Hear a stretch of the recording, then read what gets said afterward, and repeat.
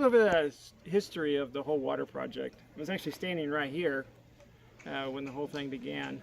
We were working on this house here, Casa de Juan y Marta, doing the roof, and I was standing right here just sort of taking in the whole scenery, and someone behind me said, "Hey, you want to see my house?" And I turned around, and this Honduran man was standing there, and he was talking to me in English. First person that talked to me in English here in the community.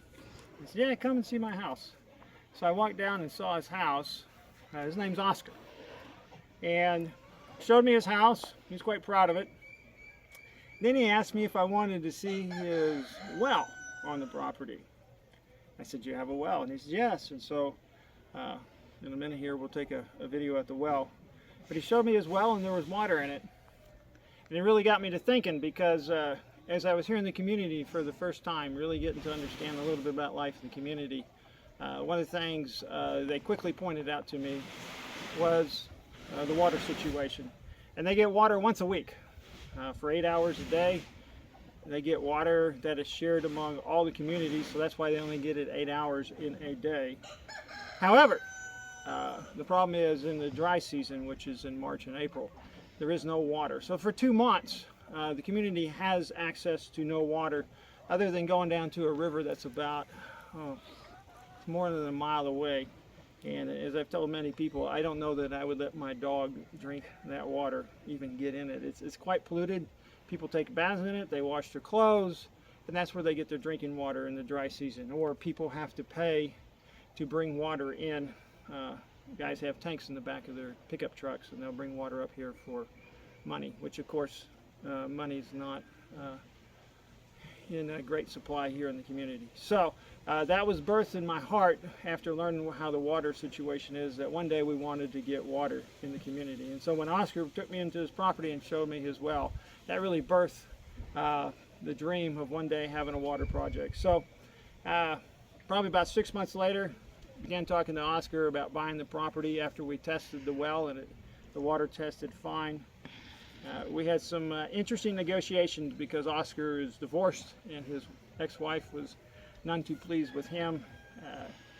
The night before we bought the property, Jose and I were quite sure we weren't going to be able to buy it because she was less than cooperative with us.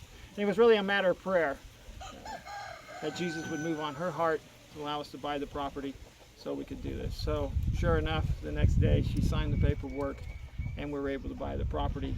And then, well, who to drill a well? I contacted an organization in the United States, Primera Agua, and they suggested a well driller by the name of Mike Wolf in Siguetepeque. Well, the next day, I was talking with Jose, and he said, "Hey, some people from the military came by and was telling me there's a guy in Siguetepeque that'd be a great person to drill a well." So we contacted Mike, and he was very gracious, came and eventually, earlier this year, drilled a well.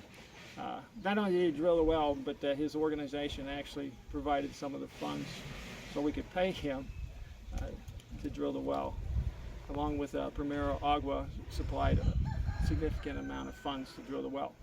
So we had a well. We got some water. We weren't too sure how much water was going to be in the well. There was another organization that was going to help us with pumps and tanks and such.